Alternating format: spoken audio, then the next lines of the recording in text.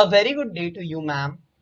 I am Anurag with my partner Ishan, and we have chosen the topic MOOC Management System. Now, what is MOOC Management System? It stands for Massive Open Online Courses. Let's speak about the introduction of MOOC.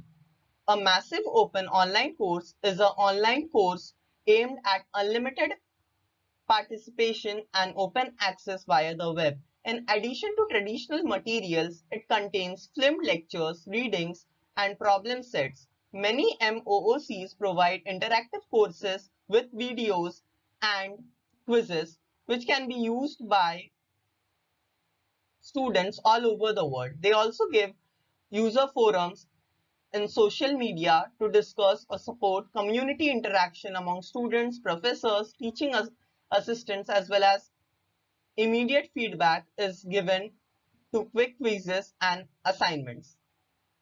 Now, speaking about the history of MOOCs, MOOCs are a widely researched and development in distant education, first introduced in 2008, but they became popular in 2012.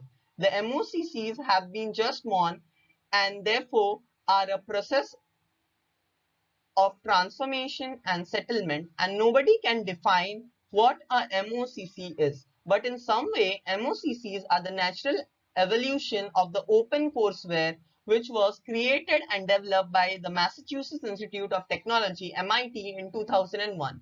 Therefore, it does not surprise us that MIT also leads the development of MOOCs, first with MITx and now with edX.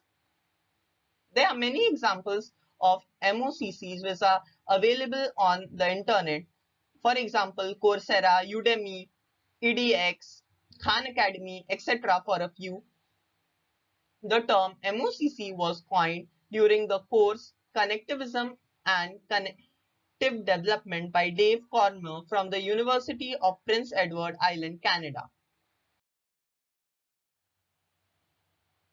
Now, speaking about the pros and cons of MOOC.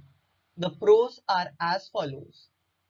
It is available for everybody, anywhere and anytime, and accessible to all regardless of the age and previous education. Even a high school student can do courses of engineering in MOOC. There's virtual interaction and it is convenient for the instructor as well as the student. It is very easy to grasp and learn, reduces the barrier between the instructor and the students. It is good for boosting skills for career opportunities. The demerits are as follows. Since being an online learning platform, personalized attention from the instructor to every student is not possible. It is very difficult to keep the track of students' assignment and involvement. Whether the students are learning or not cannot be determined.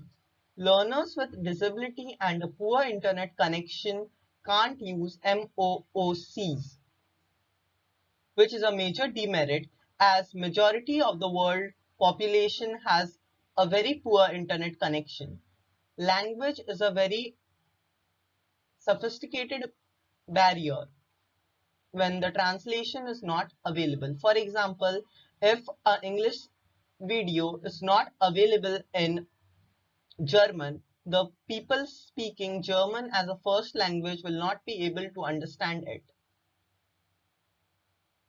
And last but not the least, MOOCs can't be used as a credit earning course as universities. The next slide will be taken by Ishan. Hi, this is Ishan Kulkarni, and I'll be talking about the problem statement for MOOC, also known as Massive Open Online Course Management System.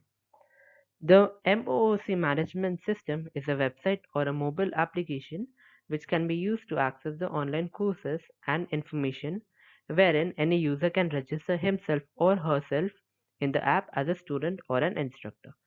So a student can register himself and access various courses or an instructor can create a course of his own so that it is available for student access.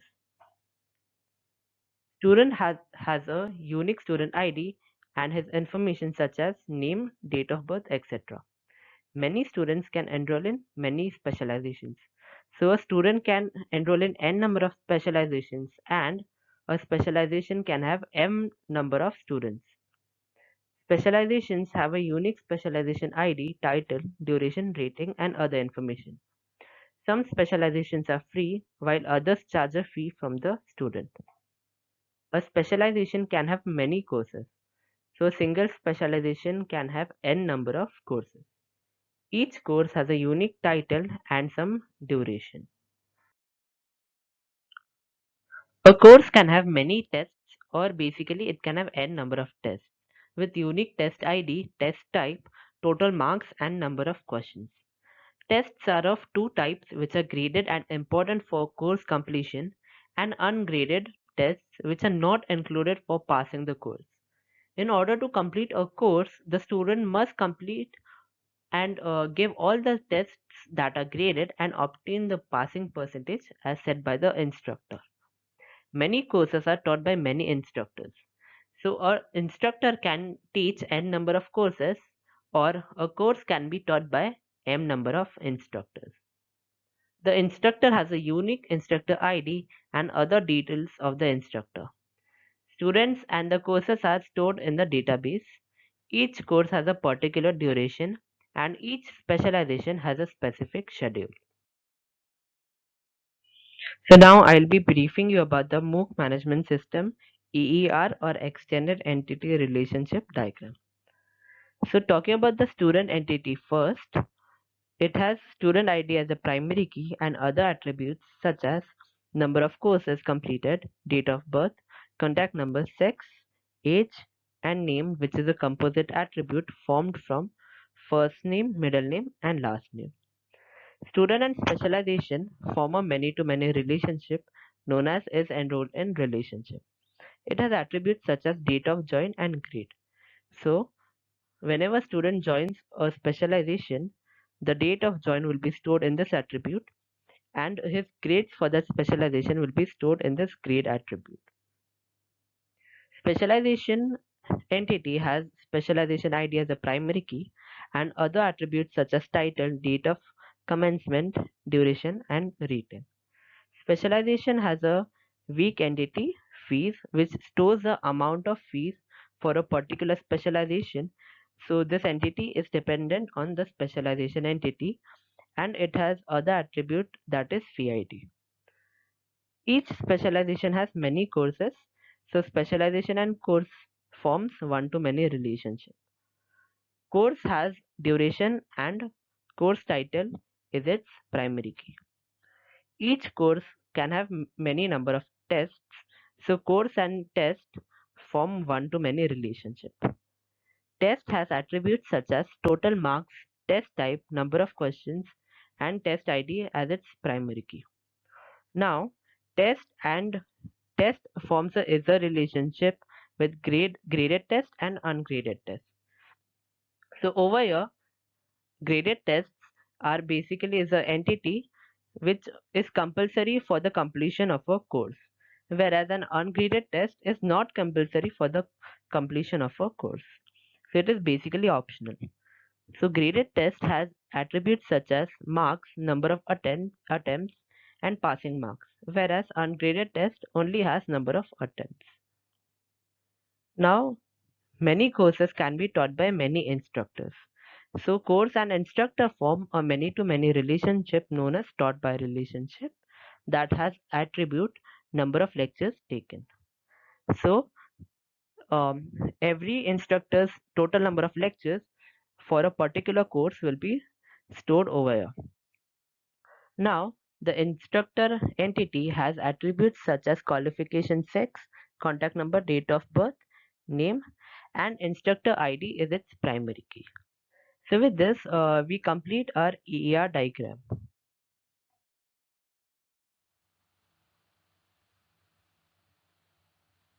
Starting with the relational ER of the MOOC model. Here's the main component of the model, that is student. In the student relation, the student has a primary ID, that is student ID. It has a composite attribute which includes first name, middle name and last name and rest other information. The student is enrolled in specialization, which is a many-to-many relationship. Specialization contains a specialization ID and rest of information. The specialization ID is the primary ID of the relation. The specialization generates a schedule. Schedule contains lectures, test dates, deadlines, assignments, and the specialization ID as a foreign ID.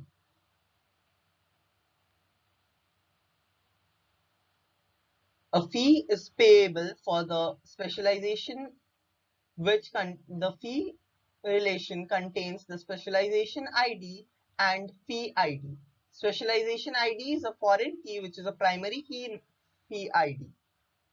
Now coming to the course contains course title, which is the primary key of the relation, duration and specialization ID as a foreign key. The course is taught by an instructor. Many courses are taught by many instructors. Hence, it is a n-ary relationship. The instructor contains instructor ID as primary ID,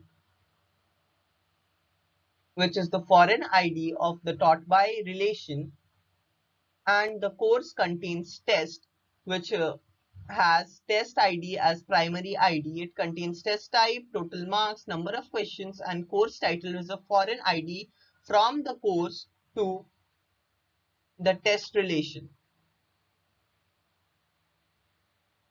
Test is a relation of two types. Either it is ungraded test, it has a disjoint is a relation, or it is a graded test. Since ungraded test cannot be a graded test and vice versa. The graded test contains the foreign ID of the primary key of the test, and same thing applies for ungraded.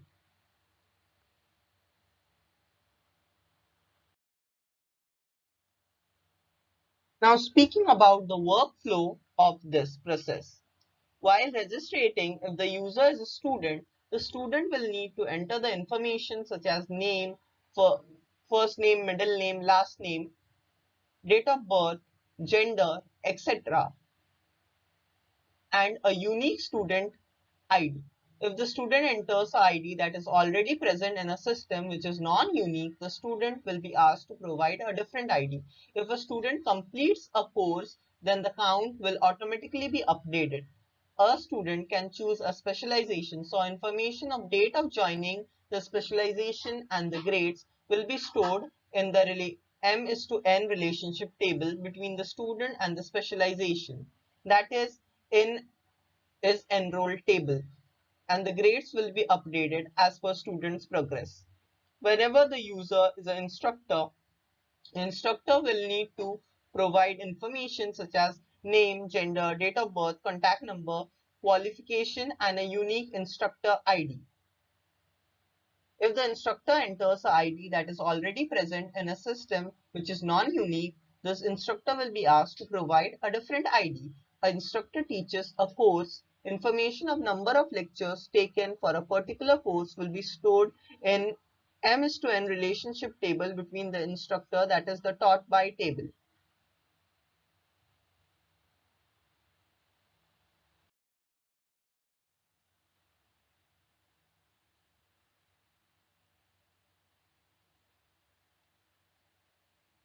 And this is about selecting a specialization and getting started with the course. After choosing the specialization, the student will have to pay the fees of the specialization. The fees depends upon the specialization, hence it is a weak entity of specialization. If the specialization is free, it will show zero fees payable. Once the fees is paid, the student is directed to the course page. The course page contains the course materials, videos, and assessments which can be accessed by the student. The activity of the student is monitored by the instructor. The test record of the student is stored in the database. The limits for a test can be altered by an instructor. The specialization also generates a schedule which contains the deadline of the submissions and tests. The student can use this schedule to plan his or her course accordingly. That's it from my side. The next slide will be, the remaining slides will be completed by Ishan. Thank you. So now we'll be talking about the workflow. We'll be talking about the tests, grades, and courses. So how do tests, grades, and courses work together? So to test the knowledge of the students must give the tests and obtain passing marks. So there are two types of tests. First one is graded and the second one is ungraded ones. So to complete a course and get a completion certificate, the student has to complete all the graded tests, whereas the ungraded tests are for the student to know his level of understanding. The instructor can also view the progress of the student. Once the student clears all the necessary tests, the course certificate is generated. The student can also share this certificate on various platforms or apply it to his CV. Before signing off, I would like to share you with the references to the books and websites from where we have understood the concepts of database system and have applied the same to a PowerPoint presentation. On the screen, you can find the same.